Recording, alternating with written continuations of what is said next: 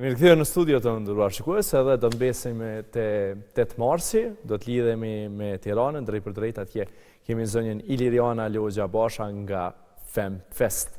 Mirëmbrëma zonja Logja Basha.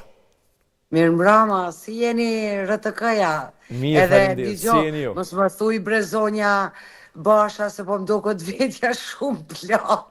Po, tash e keni pa atë ligjin francez, që edhe zonjushat e reja po kanë dëshirë kështu që me u thirrë si zonja, kështu që më mirë tash më duket. E ne zonjat kemi qef me na thonë zonjusha.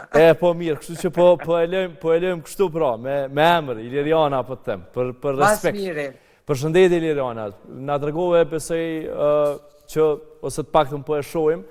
Ti po thu që ndoshta vjet po shkojnë, po ju gjithmonë dukeni freskët, edhe kjo përgëzime. Faleminderit. Kështu që sido që të thrasim, besoj që është mirë. Tregom çu ka shku aktiviteti. FemFesti si vjet ka shku shumë mirë, për dallim prej viteve tjera. Këtë vit kemi mendu me shku në për vende, do më thonë, ata që nuk kanë mundësi me arë teatr, me shku ne me shu teatrin, do më thonë, teatri vjen shpinë në juj, dhe na kanë prit disa shtëpi shumë interesante, shtëpia të moshuarve në Tiranë, kanë prit shfaqjen e Safete Rogova, Kumrie Hoxha dhe Iqbal Çena. Shtëpia e Universitetit Evropian të Tiranës na ka prit me studenta shfaqjen e Arlinda Morinës, dhe për herë të parë besoj që edhe në Kosovë, materniteti Koço Glozheni ka mirëprit shfaqjen e Erson Zymberajt Jam unë ajo. Dhe ishte interesant edhe shfaqja me të moshuarit, edhe shfaqja me studentët, po kjo me nënat në pritje të lindjes ishte shumë emocionuese. Kemi pas edhe mbrëmjen e poezisë ku botuam katalogun e gati 100 shkrimtareve shqiptare të gjitha trevave të shqiptarisë që quaj unë, nga Kosova, nga Maqedonia e Veriut, nga Malizi, nga Shqipëria, dhe u bëm bashkë me një mbrëmje poetet edhe shkrimtarët dhe ishte shumë e bukur, shumë emocionuese.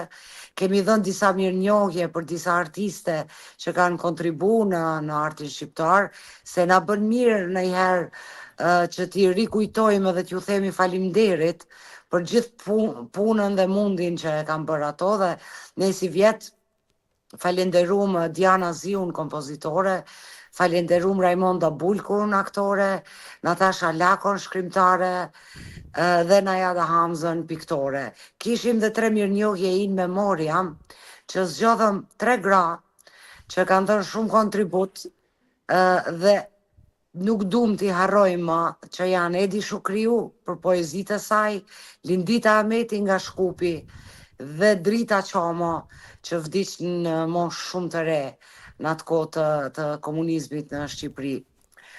Kemi pas edhe panele diskutimi lidhje me gratë në letërsi, zë, fuqi, rezistencë, dhe përmbyllëm me instalacionin Këpucë të Kuqe nga artisti Ardian Pepa në sheshin Skënderbej, dhe me trupën e baletit e me poezit e aktoreve, dhe ishte shumë bukur. Do të thonë, unë s'm takon me fol për punët edhe aktivitetin, por si që ishte edhe motoja e këtij FemFesti këtë vit, reziston në të kuqe, mendoj që ne dal nga dal gratë të harrojnë luftën mes njëra tjetrës dhe të mundohemi ta mbështesim e ta përkrahim njëra tjetrën pikës pare. Iliriana, ku gjendet sot pozita e gruas edhe në Shqipëri edhe në Kosovë? Besoj që keni pas edhe diskutime në gjithë kështu aktivitetin, po gëzohem shumë që ju ka shku gjithçka mirë, por normalisht në këto data gjithmonë është qëllimi që të bëhet më mirë apo jo për gjitha zonjat. Patjetër, sepse 8 marsi për mu edhe për familjen time, se unë sigurisht kom mësu nga dikush, kom mësu nga nana jame, Safete Rogova dhe nga Tezja, që është Igo nga rrjeti i grave të Kosovës, që 8 marsi pikës pari është ditë proteste.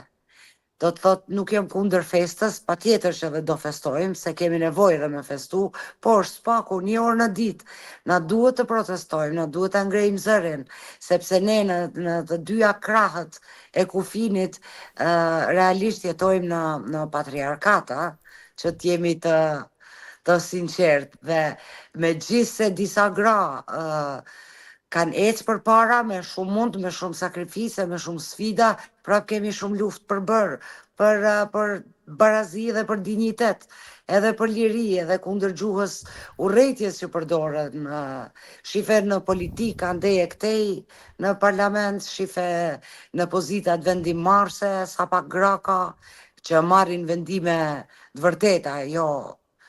Kështu që mendoj se ka punë akoma për të bë, po bashk edhe duke bërë punën tonë për çdo ditë nga pak mendoj që do t'ja arrim.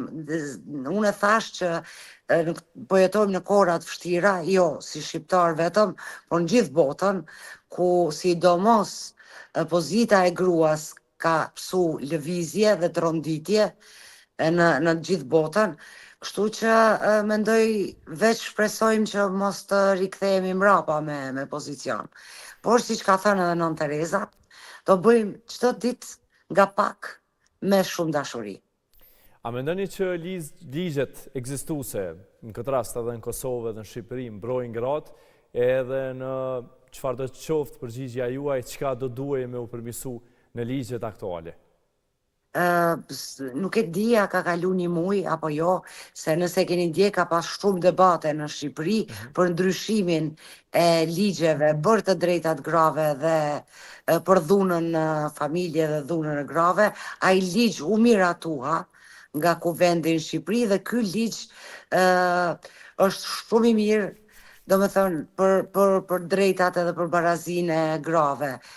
Nuk e di si është Kosova për momentin, do me thonë, e ka ligji njësoj si Shqipëria që e miratoj tani, por mendoj që ky ligji do na japi ca përparësi. Mirë, sa është e rëndësishme edukimi dhe avancimi i grave, sidomos e përmende edhe ligjin edhe në Shqipëri, po edhe tek ne, po normalisht që krahas kësaj edhe gratë është shumë e rëndësishme normalisht të ecin përpara. Atëherë më lejo të kujtoj 7 marsin e vitit 1992 në teatrin e Prizrenit, kur dha jetë babi im, duke e thënë moton me laps në Evropë, sepse edukimi dhe arsimimi i vajzave dhe grave është shumë i rëndësishëm. Dhe mendoj që edukimi, por edhe i djemve, sepse duhet njësoj si vajzat i edukojmë edhe djemt në të njëjtën kohë, për barazin gjinore edhe për drejtat edhe për dignitetin edhe për lirin. Çfarë duhet bëj shoqëria në përgjithësi, zënë Irion, që me të vërtet e përmende qoftë edhe djemt të edukohen, ndoshta është shumë mirë që djemt të edukohen, që po e them kështu që të kemi barazi shumë, megjithëse për të thënë drejtën besoj që ka përmirësime. Po shpresoj që po ti e din, unë në Kosovë jom rrit edhe të ne po e marrë edhe shumë një shembull super thjesht. Ti e din që në familje tona akoma, djali thot motrës ose nanës ma bjerë një gotë ujë.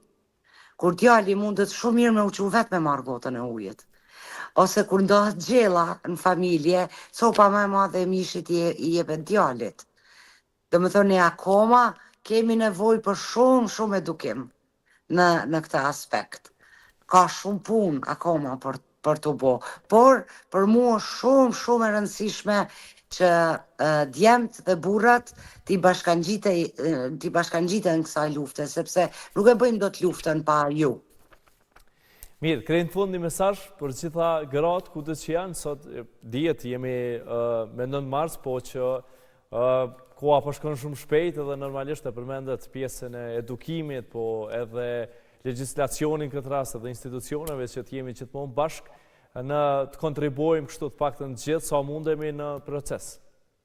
Atëherë, mesazhi im pikës pari shkon për gratë, që ta du më shumë njëra tjetrën, që t'i premtojmë vetes dhe njëra tjetrës që nuk do kthejmë kokën anash kur ndodh një padrejtësi, që do përkrahim njëra tjetrën edhe kur kemi konkurrencë, sepse edhe konkurenca kur nuk kalohet në xhelozi të smur është e shëndetshme edhe konkurenca, se na bën të punojmë më shumë me veten dhe të mësohemi dhe të falenderojmë njëra tjetrën.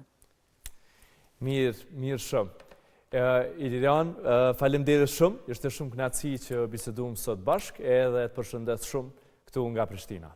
Gjithmonë kënaqësi me RTK-n se kam kujtime shumë bukura, shumë emisione, shumë këngë me ju bashkë, kështu që është kënaqësi edhe për mua. Faleminderit shumë.